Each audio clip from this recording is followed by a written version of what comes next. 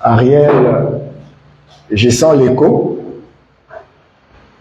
Est-ce que vous pouvez m'aider à ne pas crier?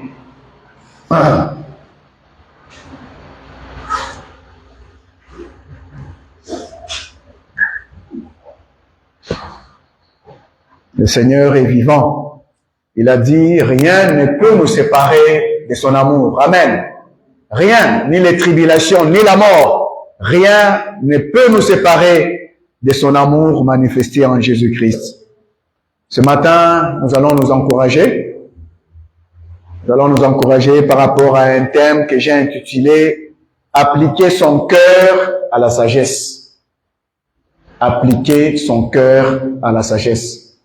Ce matin, le Seigneur nous invite, chacun de nous, à appliquer son cœur à la sagesse. Pour lire, pour trouver au fait le verset là où se trouve l'objet de mon message, lisons les psaumes 90. Les psaumes 90, du 1er au 12e verset, c'est une longue lecture. 90, 1 à 12. C'est les psaumes de Moïse. On a attribué ces psaumes à Moïse. Les psaumes 90. La lecture sera entrecoupée de commentaires. Les psaumes 90. Prière de Moïse, l'homme de Dieu. Ô Seigneur, d'âge en âge, tu as été notre refuge. C'est Moïse qui prie ainsi. Avant que soient nées les montagnes et que tu aies créé la terre et l'univers, de toute éternité et pour l'éternité, toi tu es Dieu. Tu fais retourner l'homme à la poussière et tu dis aux humains, retournez-y. Vous savez, ce verset renvoie pratiquement au verset de Genèse, lorsque Adam et Ève avaient mangé les fruits défendus. Le Seigneur avait dit, tu es poussière et tu retourneras à la poussière. Et c'est Moïse qui est en train de prier ainsi, qui reconnaît ce que Dieu fait. Il dit, oh Dieu, tu retournes les hommes à la poussière. Tu leur dis, retournez-y. C'est une réalité que chacun de nous, tel que nous sommes ce matin, nous ne devons jamais oublier. Le retour à la poussière est certain pour chacun de nous. Tu fais retourner l'homme à la poussière et tu dis aux humains, retournez-y. Car 1000 ans à tes yeux sont comme les jours d'hier qui est déjà passé, comme une seule veille au milieu de la nuit. Tu balayes les humains comme un peu de sommeil qui s'efface à l'aurore. Ils sont pareils à l'herbe qui fleurit le matin, qui passe et qui le soir se fane et se fleurit. Ici, le texte compare l'homme à une herbe qui fleurit le matin et le soir qui passe et puis le soir, il disparaît. Donc, la vie d'un homme, quand il dit 1000 ans est comme un jour pour toi, pour le Seigneur, 1000 ans pour nous les hommes c'est beaucoup. C'est tellement beaucoup 1000 ans. Mais pour lui c'est comme un jour qui vient de passer. Et pour nous, lorsque nous vivons sur la terre, même si nous y passons plusieurs années, nous vieillissons, mais nous n'arrivons toujours pas à atteindre 1000 ans. Je sais que ce sont les anciens, les patriarches qui ont vécu pendant plusieurs années. Il y en a qui ont vécu 900 ans, il y en a qui ont vécu 800 ans, il y en a qui ont vécu pendant longtemps. Mais dans notre génération ici, nous ne vivons pas au-delà de 100 ans. Il y en a qui dépassent. J'ai vu, c'était une fête, pas un deuil d'ailleurs, à Yolo là-bas, dans mon quartier. Une dame qui avait vieilli, on l'a enterrée à 101. Donc elle a fait 101 ans sur terre. Donc c'était une fête On était en train de fêter le fait qu'elles soient arrivées jusqu'à cet âge. Mais ici, Moïse dit 1000 ans est comme un jour pour le Seigneur. Même elle qui a fait 101 ans sur terre, elle n'est pas arrivée à 150, elle n'est pas arrivée à 200. Je ne sais pas si vous connaissez quelqu'un en cette génération qui est arrivé à cet âge. Nous sommes consumés par ta colère. Ta fureur nous effraie. Tu as mis devant toi tu as mis devant toi tous nos péchés et tu mets en lumière tout ce qui est caché. Nous sommes consumés par ta fureur, par ta colère. Le Seigneur nous retourne à la poussière parce que notre ancêtre, le premier ancêtre Adam, avait péché. Et il nous retourne à la poussière. Il met devant lui tous nos péchés. Il met en lumière tout ce qui est caché. C'est écrit. Il met en lumière tout ce qui est caché. Tel que nous sommes, la manière dont nous vivons, il n'y a que le Seigneur seul qui sait comment nous vivons. Dans nos quartiers, là où nous travaillons, là où nous étudions, là où nous vivons, il n'y a que le Seigneur seul qui sait comment nous vivons. Et ce qui est caché, c'est lui qui les met en lumière. C'est lui qui expose. Et le texte ici renvoie à nos péchés que nous commettons, que le Seigneur ramène au devant de lui. Ce qui nous interpelle encore de plus en plus ce matin pour que nous puissions mettre en ordre notre vie. Tu as mis devant toi tous nos péchés et tu mets en lumière tout ce qui est caché. Tous nos jours disparaissent par ta colère et nos années s'effacent comme un murmure. Les temps de notre vie, c'est 70 ans. Ah, ça c'est ce qu'il est écrit. Au mieux, 80 ans pour les plus vigoureux. Et leur agitation n'est que peine et misère. Car le temps passe vite et nous nous envolons. Quand il donne le temps, il parle de le temps de notre vie, c'est 70 ans. 70 ans, c'est 70. Hein? 70 ans. Donc, il met la limite 70 ans. Et il ajoute, il dit, pour les plus vigoureux, dans d'autres versions, on dit quoi? Pour les plus robustes. Voilà. Les plus robustes. Ça dit que tel que nous sommes sur la terre, il y a des plus robustes et des moins. Hein? Il y en a qui sont robustes, il n'y a que Dieu seul qui les connaît. Et ils mettent un peu longtemps. Ceux qui sont robustes, ils mettent un peu longtemps. Ceux qui ne le sont pas, ils mettent un peu plus, moins d'années. Et le Seigneur les rappelle tous. Et il y a une phrase qui m'intéresse ici. Il dit, et leur agitation n'est que peine et misère. Leur agitation, même s'ils s'agitent. La manière dont, même les plus robustes, quand ils s'agitent, n'est que peine et misère. Il n'y a pas longtemps, je viens d'enterrer une belle sœur à moi qui était anémique.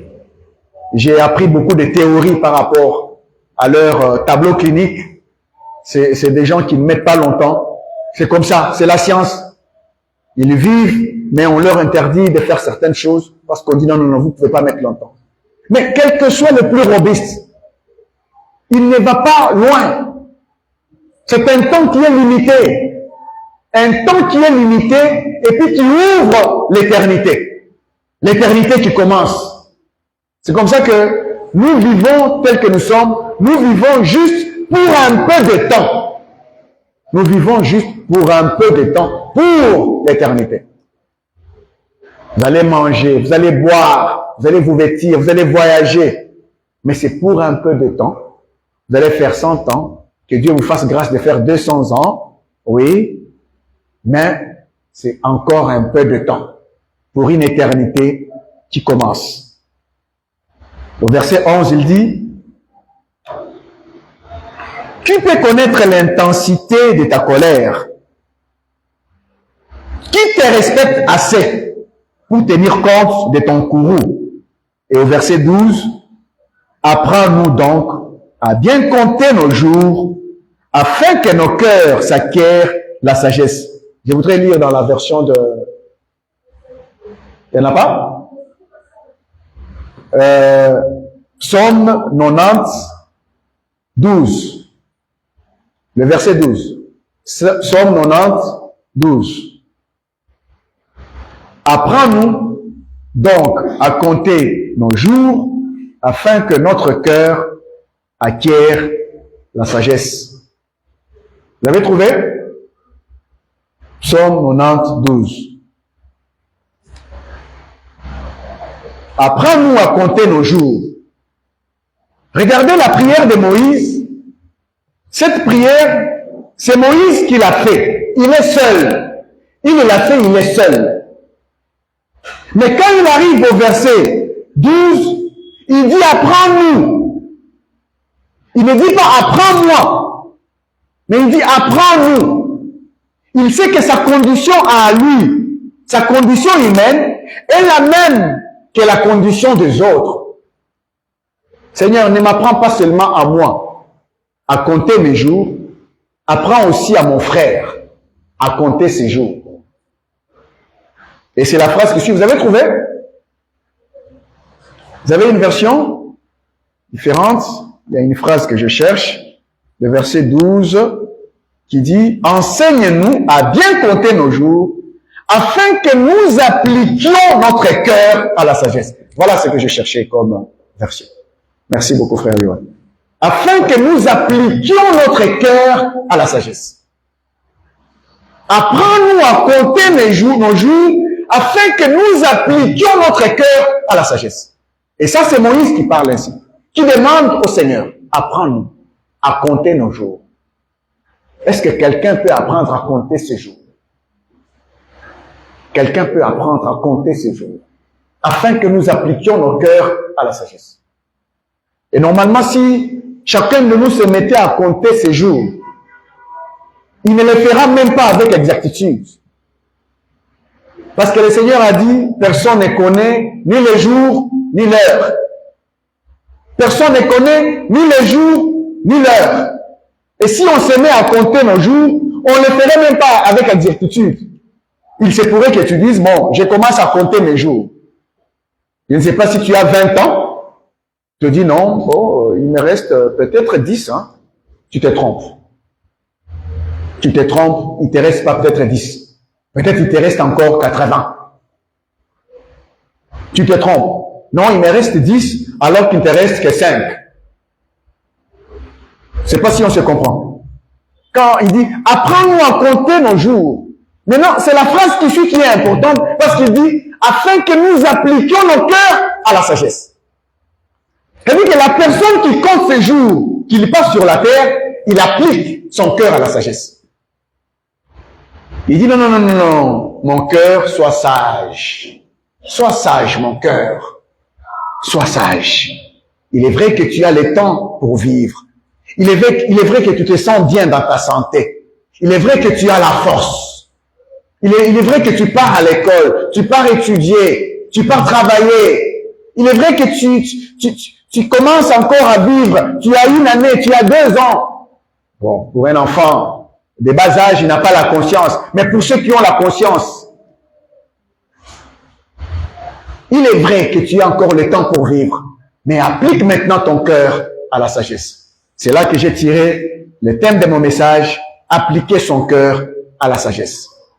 Afin que nous appliquions notre cœur à la sagesse.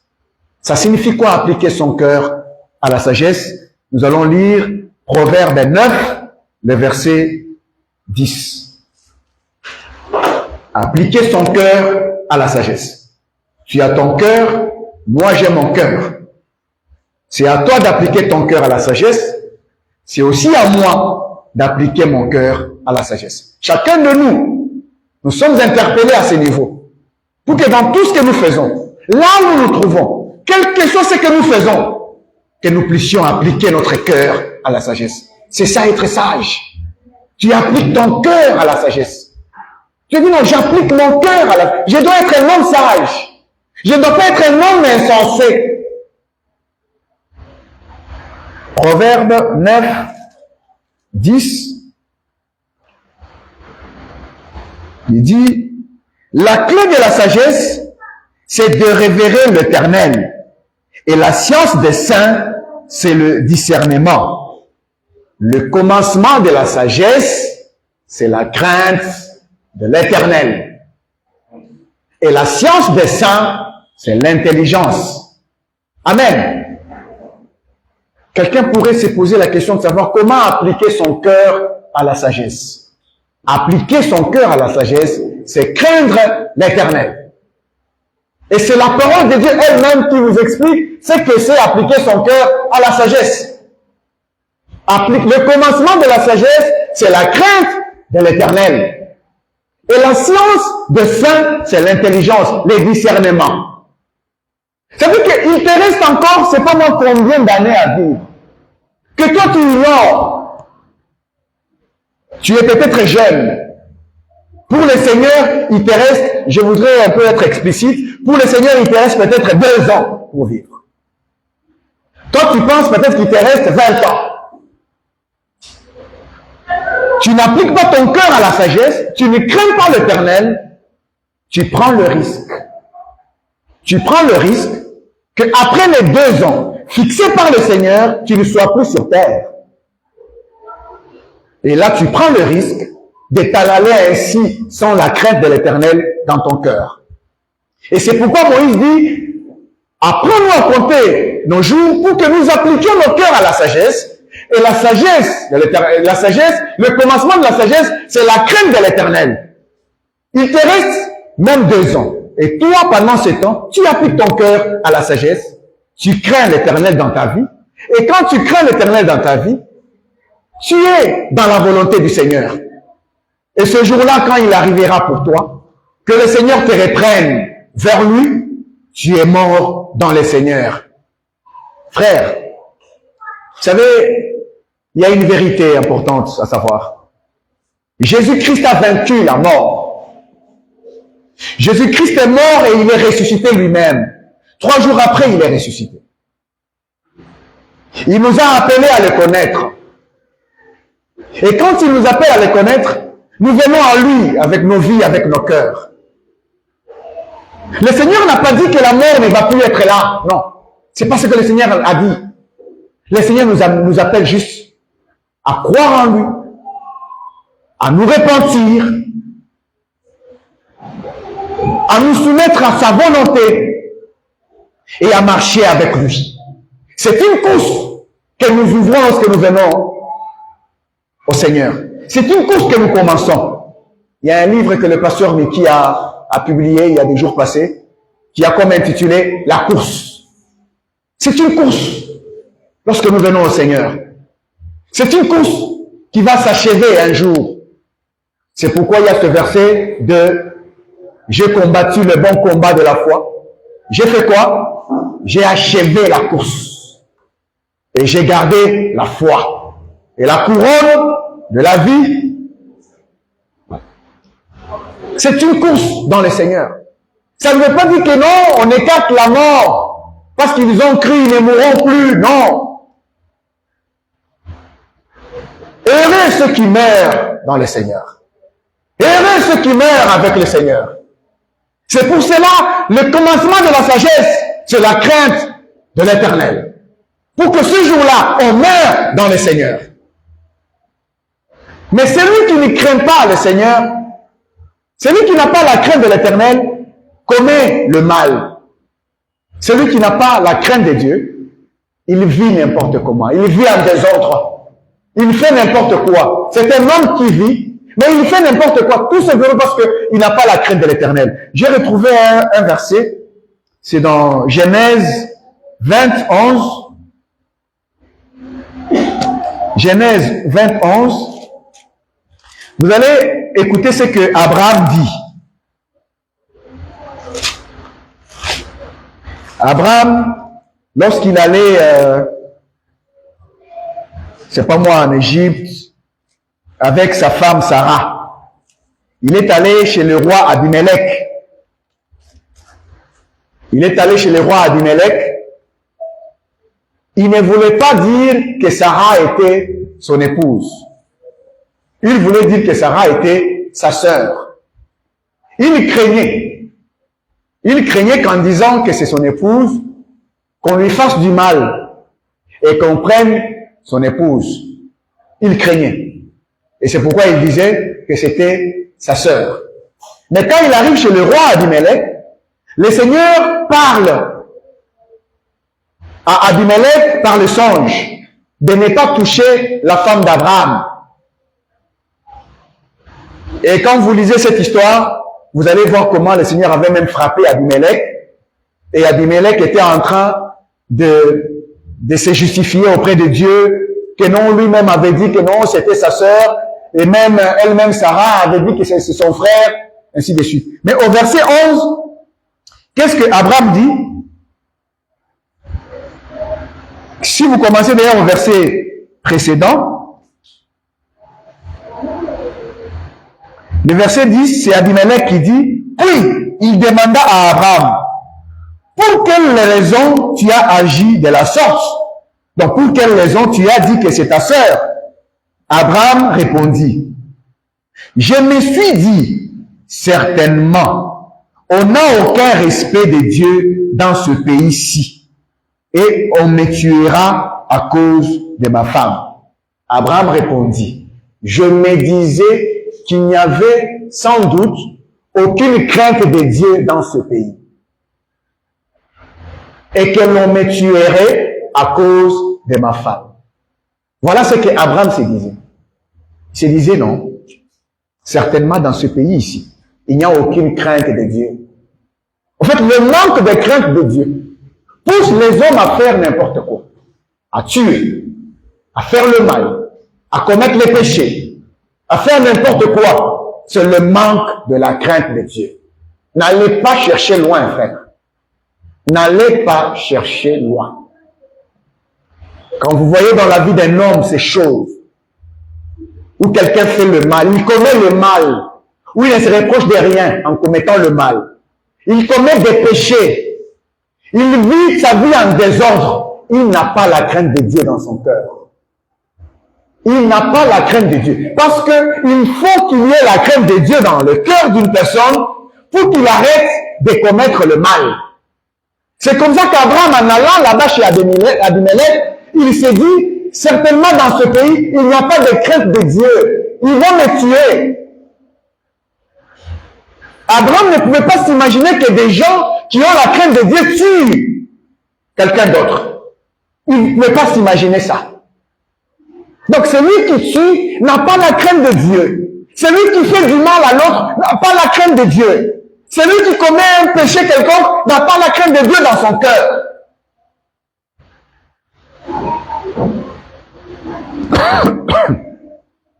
Comme nous venons de dire, le commencement de la sagesse, c'est la crainte de Dieu. Et cette crainte de Dieu, lorsqu'elle vient dans nos cœurs, elle nous permet de mettre nos vies en ordre. Chacun de nous met maintenant sa vie en ordre. Quand la crainte de Dieu vient dans le cœur, non. Dieu me voit. Dieu voit dans les coulisses de la vie. Dieu voit dans les lieux très secrets. Le Seigneur voit dans les lieux très secrets. Ne vous en faites pas. Tous ceux qui commettent ce genre de choses, les abominations, ils commettent dans les quatre murs, les portes fermées, où ils sont seuls, Dieu voit. Vous êtes seuls, vous faites n'importe quoi, Dieu a vu. Mais s'il y a la crainte de Dieu, comme Moïse en priant, il dit, d'éternité en éternité, tu es Dieu. D'éternité en éternité, tu es Dieu. Moi, je viens de naître il n'y a pas longtemps. Mais il y a quelqu'un qui vit d'éternité en éternité. Qui avait dit à Moïse pour aller dire à Pharaon, on chante ça dans le chant de Maman Evelyne et moi. Notre chant là. Nous ne sommes un instant, tu es éternel, Dieu de tous les temps, Seigneur tout-puissant, nous ne sommes qu'un souffle, tu es éternel. Le Seigneur avait dit à Moïse, va dire à Pharaon, quand il va te demander, qui es-tu? Qui est-il ce Dieu? Va lui dire que je suis l'Éternel. À un moment, j'ai toujours pensé à comprendre pourquoi Dieu lui dit, je suis l'Éternel. Il veut dire à Pharaon, Pharaon, tu es un roi. Tu as un pouvoir humain. Tu règnes sur les humains. Tu donnes des ordres, on les exécute. Tu prends des décisions, on exécute. Mais retiens une chose, tu es passager. Et moi, je suis éternel. Tu vas passer et tu vas me rencontrer, moi qui suis éternel. Et quand tu as la crainte de l'éternel, quand tu as la crainte de celui qui est éternel, qui est le Seigneur des Seigneurs, qui est roi, une vie change. Une vie se répand. Une vie s'améliore. Dis non, non, non, non, non, je ne peux pas rester à ce niveau. Je dois aller vers le Seigneur. Je dois me repentir. Je dois mettre ma vie en ordre parce que je ne sais jamais. Il faut que je meure dans le Seigneur. Notre défi, frère, c'est de mourir dans le Seigneur. Ce jour-là, comme notre frère est parti, il était tout le temps là. Il était tout le temps là, en train d'adorer avec nous le Seigneur. Son heure a sonné. Il est parti avec le Seigneur. Et si nous nous encourageons ce matin, nous nous encourageons nous qui sommes restés. Lui a respecté son rendez-vous avec la mort. Mais c'est un défi maintenant que nous, on doit relever. Et nous ne connaissons pas quand est-ce qu'il pourra arriver. Mais le plus important est que nous ayons la crainte de l'Éternel. Je ne serai pas long ce matin. C'est un encouragement pour nous demander de mettre nos vies en ordre. Hébreux 9, 27.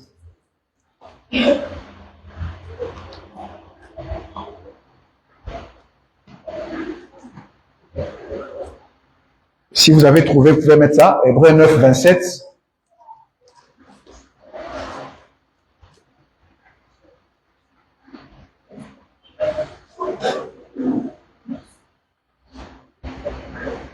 C'est bon? Merci. Hébreux 9, 27 qui dit, « Et comme il est réservé aux hommes de mourir une seule fois, après quoi vient le jugement. » Amen. Il est réservé aux hommes de mourir une seule fois, et après quoi vient le jugement. Une seule fois, l'homme meurt, et après le jugement. Nous vivons en ce monde, et si nous sommes là à l'église ce matin, c'est pour nous confier au Seigneur. Implorer la grâce de Dieu dans nos vies. Nous sommes des êtres de chair, des êtres si faibles. Il y a une prédication du pasteur Meki qui date de très longtemps. C'était intitulé « De la honte à la gloire ». Parler de la croix. De la honte à la gloire. Quand on vient au Seigneur, on s'humilie. On s'humilie pour entrer dans la gloire du Seigneur. De la honte à la gloire. Quand vous regardez comment le Seigneur a été rejeté par les hommes sur terre. Comment il a été rejeté. Comment on s'est moqué de lui. Comment on l'a insulté. Il est mort à la croix. Et il est ressuscité. Il a reçu le nom qui est au-dessus de tout nom. Afin qu'au nom de Jésus-Christ, tout genou fléchisse. Dans les cieux, sur la terre, sous la terre. Et que toute langue confesse que Jésus-Christ est Seigneur. Satan, le diable, confessera qu'il est Seigneur. Il est venu comme un homme sur terre. Comme une jeune plante. On ne pouvait pas le regarder. C'est lui qui est passé de la honte à la gloire. Et lorsque nous venons dans les Seigneurs, frères, acceptons de nous humilier. Acceptons de nous humilier. C'est pour accéder à la gloire du Seigneur. C'est pour accéder à la gloire du Seigneur parce qu'il est réservé aux hommes de mourir une fois, puis vient le jugement. Et les hommes qui n'ont pas connu le Seigneur, ils seront jugés. Ceux qui ont connu le Seigneur, ils vont passer au tribunal de Christ. Et c'est là que chacun de nous aura sa récompense. Ce matin, je voudrais que nous puissions nous interpeller. pour que nous puissions appliquer nos cœurs à la sagesse. Si nous appliquons nos cœurs à la sagesse, le Seigneur nous accordera sa grâce. Le Seigneur nous donnera sa force. Le Seigneur nous permettra de mettre nos vies en ordre. Le problème n'est pas dans ce que nous voulons avoir comme bien matériel en ce monde. Le problème est dans ce que nous voulons être comme disciples du Seigneur. Comme disciples du Seigneur, parce que nous avons cru en lui. Nous allons lire un verset, 1 Corinthiens 7, 29 à 31. Parce que c'est là que se trouve le problème. Lorsque 1 Corinthiens 7, 29 à 31. Parce que tout est en travail sur la terre. Tout le monde travaille. Tout le monde veut travailler. Tout le monde étudie. Tout le monde part à l'école. Tout le monde part à l'université. Tout le monde veut voyager. Tout le monde fait des affaires. Mais écoutez ce que le Seigneur dit.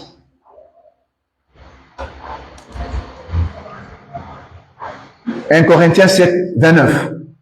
Je vous assure, frères, le temps est limité. Le temps est limité. Tout ce que nous faisons, nous le faisons dans un temps limité. Nous qui sommes mariés, nous étions hier célibataires, comme ici il y a des célibataires qui cherchent à se marier, qui cherchent à faire des affaires, tout en sachant que notre frère qui est parti, il est parti célibataire. Le temps est limité. Et la parole de Dieu dit que désormais, ceux qui sont mariés vivent comme s'ils n'avaient pas de femme. Ceux qui pleurent comme s'ils ne pleuraient pas. Ceux qui se réjouissent comme s'ils ne se réjouissaient pas. Ceux qui achètent comme s'ils ne possédaient rien. Bref, que ceux qui jouissent des biens de ce monde vivent comme s'ils n'en jouissaient pas. Car le présent ordre des choses va vers sa fin. Et ceux qui usent du monde comme n'en usant pas, car la figure de ce monde passe. Amen. Le temps est limité. On nous a cité ici les choses que nous faisons dans le temps. Nous nous marions, c'est dans le temps. Que ceux qui sont mariés vivent comme s'ils n'avaient pas de femmes. Que ceux qui pleurent, on dit ceux qui pleurent, que ceux qui pleurent comme s'ils ne pleuraient pas. Qui pleure ici? On parle de qui? Ce que moi je comprends dans ce verset, il ne s'agit pas forcément de ceux qui pleurent pour avoir perdu un être cher.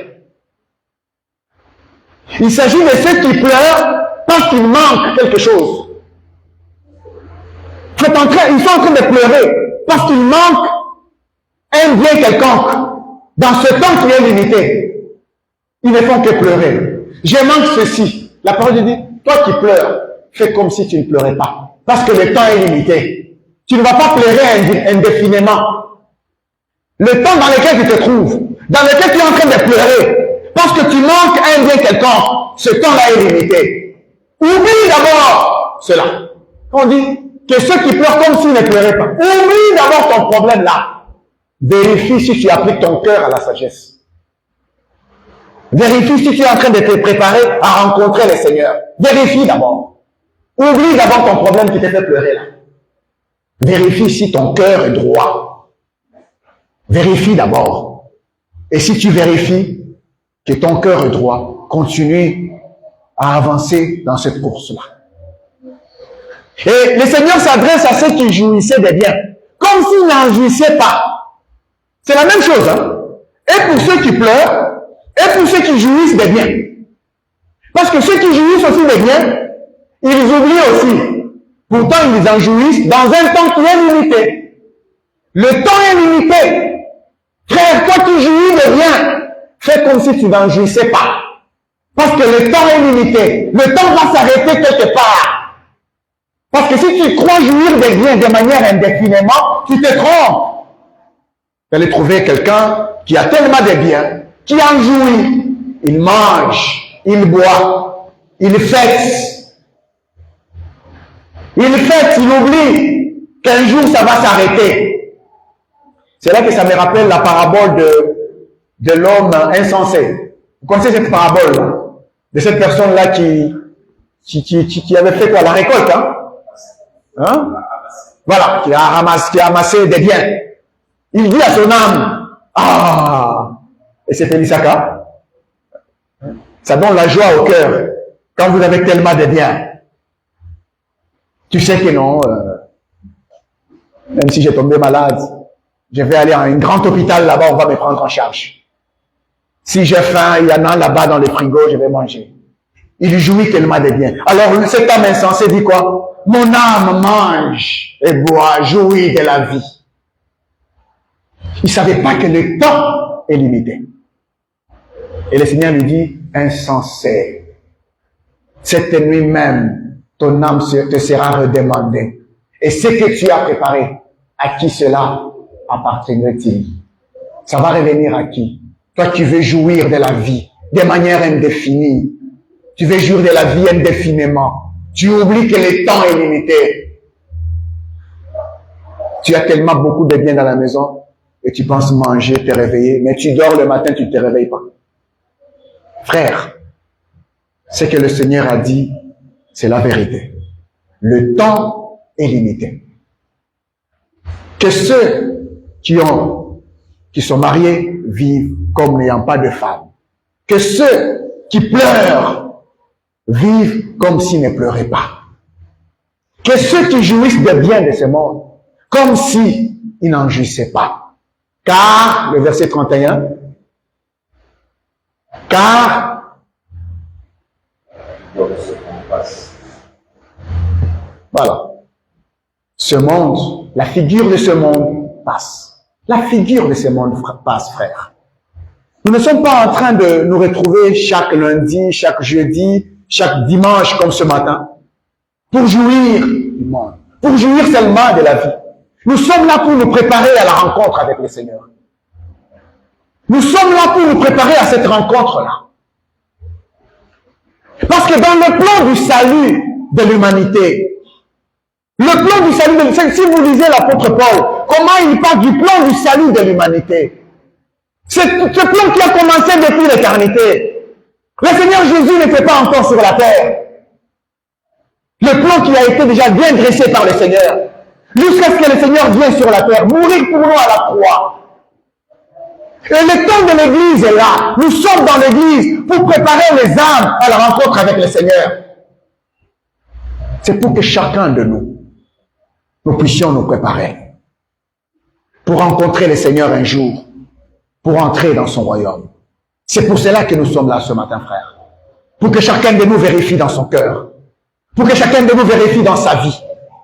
Pour que chacun de nous vérifie, y a-t-il un problème quelque part? Je vais mettre ça en ordre.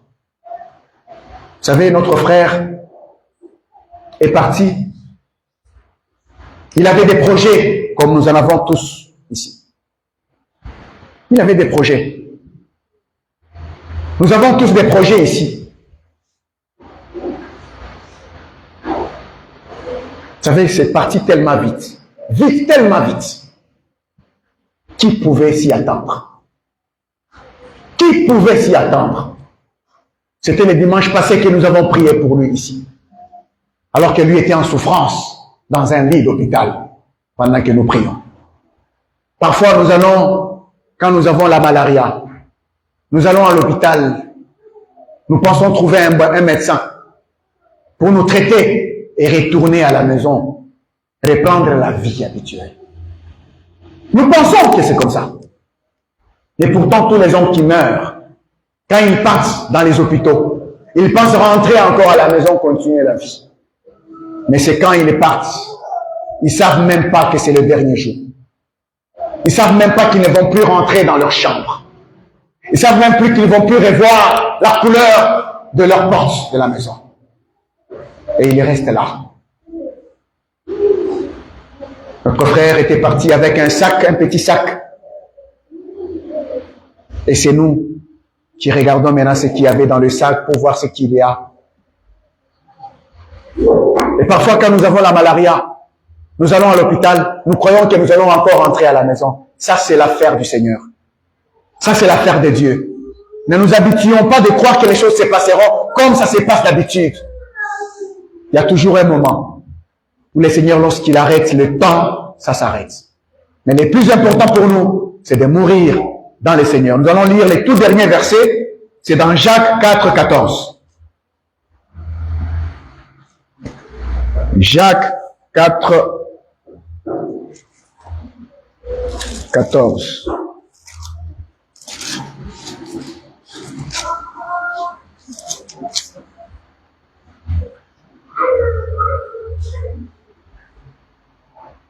On peut commencer même au 13e verset. Jacques 4, 13. Et maintenant, écoutez-moi. Vous qui dites, aujourd'hui ou demain, nous irons dans telle ville. Nous y passerons une année. Nous y ferons des affaires. Et nous gagnerons de l'argent. Savez-vous ce que demain vous réserve? Qu'est-ce que votre vie? Une brume légère, visible quelques instants et qui se dissipe bien vite. Voici ce que vous devriez dire. Si le Seigneur le veut, nous vivrons et nous ferons ceci, cela. Amen. Et maintenant, vous qui dites, le verset 13, demain, nous irons dans telle ville. Nous y passerons une année. Nous trafiquerons et nous gagnerons. Il y en a des gens qui font ça. Le matin, il se réveille. Il a déjà son programme. Bon, mon cher, je vais à Paris. Il appelle son ami qui est à Paris. Voilà, et mon frère, je viens le 25, hein? Ok, je vais être là le 25. Oui, on va aller là-bas. Vous voyez là où on fait les affaires là, on va se retrouver là-bas. J'ai des partenaires là-bas. Ça parle français, ça parle partenaire, ça parle affaires, ça ne parle jamais Dieu. Ça ne parle jamais Seigneur. Mais le Seigneur nous dit, et vous qui dites, nous irons dans telle ville demain, nous y passerons l'année, nous trafiquerons et nous gagnerons. Savez-vous ce que demain vous a réservé? Est-ce que vous savez ce que demain vous a réservé? Comme nous tous, nous sommes ici, nous sommes le dimanche aujourd'hui. Dimanche 24 mai 2026. Est-ce que nous savons ce que la journée de demain nous a réservé? Est-ce que notre frère, quand nous étions samedi de la semaine passée, est-ce qu'il savait ce que son demain lui a-t-il réservé? Non. Est-ce qu'il savait ce que son demain lui a-t-il réservé? Non. Comme chacun de nous, nous ne connaissons pas ce que demain nous a réservé. C'est pourquoi le Seigneur dit, vous qui dites demain nous irons à tel endroit, vous ne devriez pas dire ça. Vous êtes comme une vapeur qui paraît pour un peu de temps et qui ensuite disparaît. C'est comme ça que le Seigneur compare notre vie, comme une vapeur. Une vapeur pour les mamans qui préparent. Bon, moi j'ai préparé longtemps. Il m'arrive de préparer aussi. Parfois. Mais je ne prépare pas comme maman Fatou. Quand il y a la vapeur, vous enlevez la couvercle de votre marmite, il y a la vapeur qui se dégage, il y a la chaleur qui se dégage. Mais cette chaleur disparaît vite. C'est comme ça que le Seigneur compare notre vie. Est-ce que nous pouvons aussi réaliser cela ce matin? Nous pouvons réaliser que notre vie est comme une vapeur. Parce que notre vie est une vapeur, il y a... Ah non, il y a un terme que maman Janine utilise. Une nécessité? Non, c'est pas une nécessité. Il y a un terme. Il y a une urgence, voilà. Il y a une urgence. Une urgence de réaliser que notre vie est comme une vapeur. Il y a une urgence, c'est urgent. C'est urgent, frère. C'est urgent pour toi et pour moi. C'est tellement urgent de réaliser que ma vie est comme une vapeur. Nous devrions plutôt dire, si Dieu le veut, nous irons dans telle ville. Nous y passerons l'année. Nous trafiquerons et nous gagnerons, si Dieu le veut. Ce langage est un langage d'une personne qui craint l'Éternel. Ce langage est un langage d'une personne qui a pris sa vie et qui l'a confiée au Seigneur. Ce langage est un langage d'une personne qui a pris sa vie et qui dépend du Seigneur. Je ne dépends pas de moi-même, mais je dépends du Seigneur. Seigneur, si tu le veux, demain j'irai au travail. Seigneur, si tu le veux, demain j'irai à l'école. Seigneur, si tu le veux, demain j'irai à l'université. Seigneur, si tu le veux, demain j'irai vendre. Seigneur, si tu le veux, demain j'irai acheter. Seigneur, ma vie dépend de toi. C'est toi qui es au devant de ma vie.